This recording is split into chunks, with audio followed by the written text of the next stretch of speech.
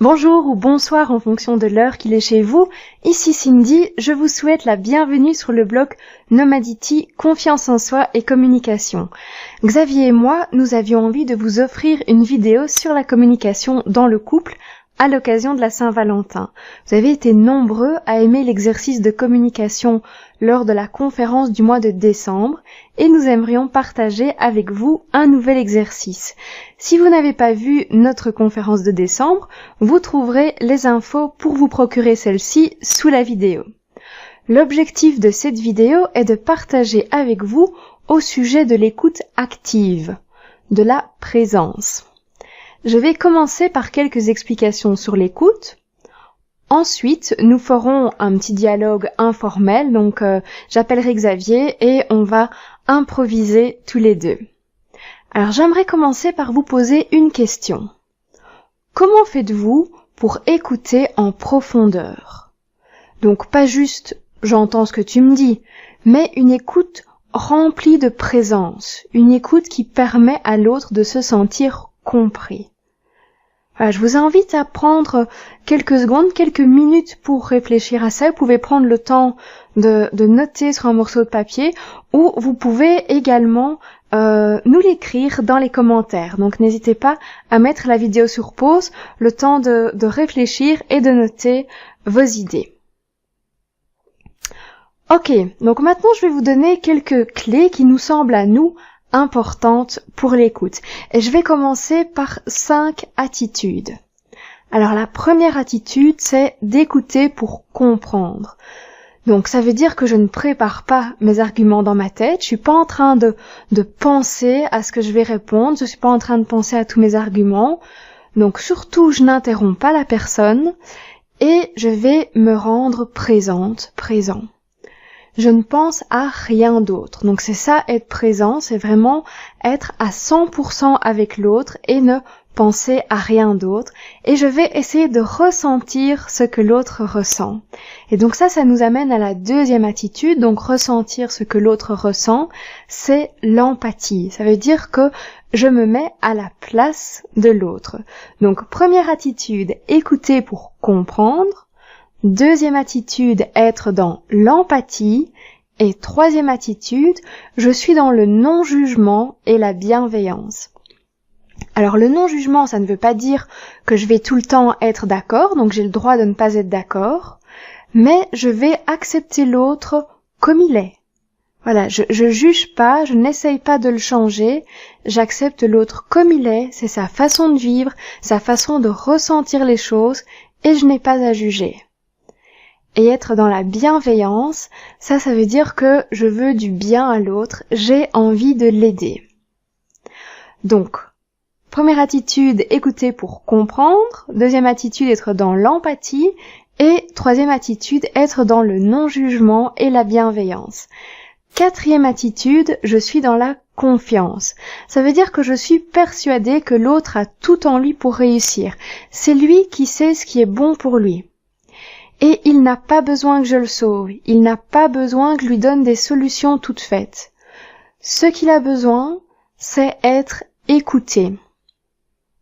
Alors personnellement, c'est un des points les plus difficiles pour moi. Pas la confiance, j'ai une grande foi en l'autre en général et évidemment j'ai une grande confiance, une grande foi en Xavier. Et en même temps, je suis quelqu'un de très tourné vers l'action.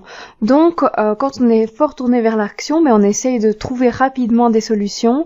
Et donc, je vais essayer de proposer ou de conseiller quelque chose. Alors que, par contre, quand je suis en coaching, je vais pas faire ça. Donc, en coaching, je vais vraiment être à l'écoute, dans le questionnement, pour que la personne trouve elle-même les solutions. Mais quand on est dans le couple, quand on est en famille, parfois on réagit autrement, on a vraiment envie d'aider les personnes et on donne vite une solution.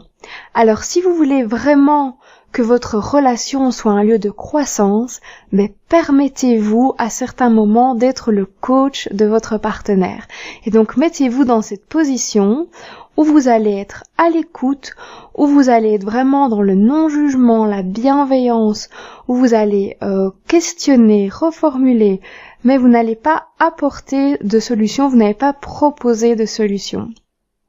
Alors ça va peut-être vous paraître moins naturel au début, si vous n'avez pas l'habitude de ça, mais c'est vraiment ça qui va aider l'autre à se sentir écouté et à faire ses propres choix. Et donc là, on arrive à la 5e attitude, qui est le respect de la liberté. Donc c'est à l'autre de décider. Et on sait bien qu'imposer quelque chose, ça va être mauvais dans toute relation, mais pour le couple, ça va vraiment être très difficile d'être heureux sur le long terme si vous vous sentez privé de votre liberté. Donc 5 attitudes: écouter pour comprendre, être dans l'empathie, le non-jugement et la bienveillance, avoir confiance en soi et en l'autre, et être dans le respect de la liberté de l'autre. Donc là, ce sont des attitudes intérieures, on est plutôt dans le ressenti. On va voir maintenant quelles sont les techniques que vous pouvez utiliser. Alors d'abord, il y a le non-verbal.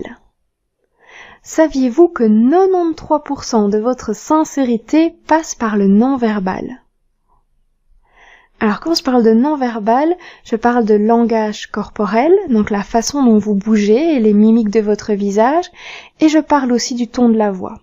Alors il y a 55% pour le langage corporel et 38% du message qui passe par le ton de la voix, donc ça veut dire qu'il reste que 7% du message qui va vraiment passer par les mots.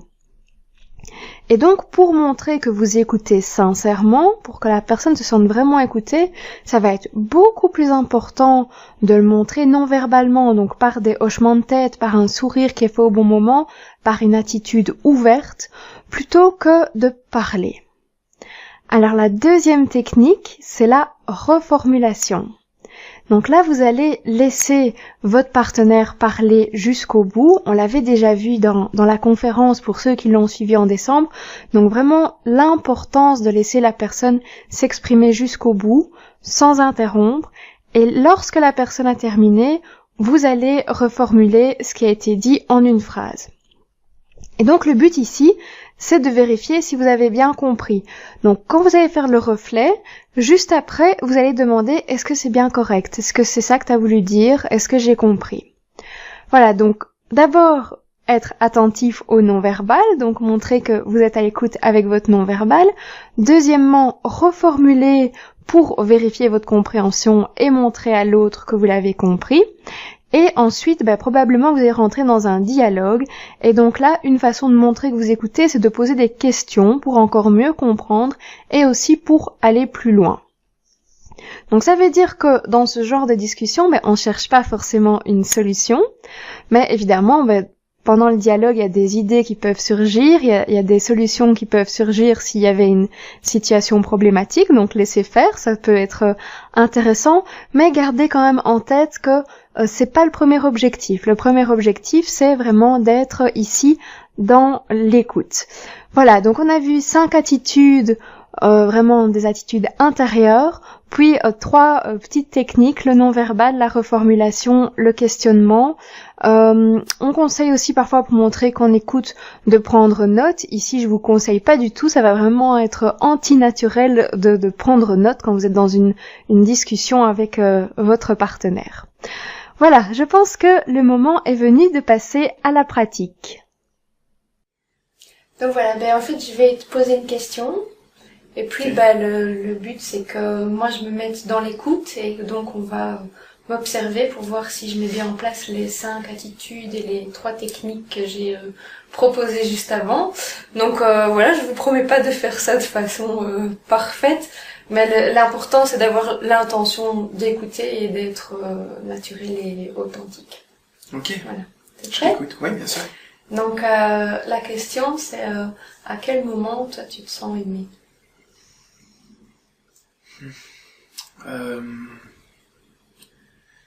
À partir du moment où une personne a de l'attention pour moi, mais de façon désintéressée, et surtout en me laissant une liberté d'action, et donc une relation où il n'y a pas de jugement en fait. Ouais, c'est ça. Donc en fait, je me sens aimé, quand quelqu'un a des intentions positives, mais sans attente de retour, et surtout cette notion de liberté, c'est très important. Ok, donc il y a plusieurs choses. Donc si je comprends bien, il y a liberté, il y a non-jugement, il y a le fait de porter de l'attention sans attendre de retour, c'est juste? Oui, tout à fait. Okay. C'est ça. Et est-ce que tu pourrais me donner un exemple d'un moment où tu as vécu ça? Un exemple d'un moment où j'ai vécu ça... Je vais peut-être pas prendre un exemple qui nous illustre, ça serait un petit peu trop facile. Donc quoique, si, je peux prendre un exemple parce que c'est les premiers qui me viennent. Donc, mais c'est la période où, à un certain moment, j'ai fait un choix de carrière, d'arrêter de travailler en entreprise. Ben, je me suis senti aimé parce que j'ai été accepté, voilà, ça a été accepté tel quel, il n'y a pas eu de... Je veux dire, on s'est pas engueulé, on n'a pas eu de problème par rapport à ça, quoi. C'était mon choix, et tu le respectais, donc tu me laissais libre, et quelque part, ben, notre relation n'a pas changé, donc... Alors que, je sais que d'un autre côté, pour toi, la valeur travail est très importante, donc... Là, je me suis vraiment senti libre de faire, d'avoir mes propres choix et voilà, d'agir avec mes propres décisions. Donc, oui, de nouveau, cet aspect liberté qui ressort très fort. Ok, donc liberté et être accepté comme tu es dans tes propres choix. Tout à fait, tout à fait. Ok. Est-ce que tu penses à quelque chose que je pourrais faire pour que tu te sentes encore plus aimé?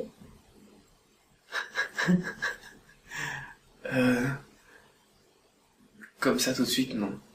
Je vois pas ce qui pourrait être fait.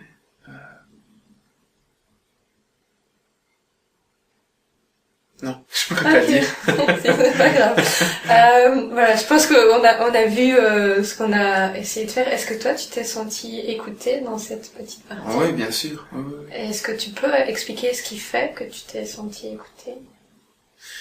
Déjà le fait que tu n'aies pas interprété ce que je disais, et aussi le fait de ne pas me couper pendant que je parle, d'attendre que j'ai fini.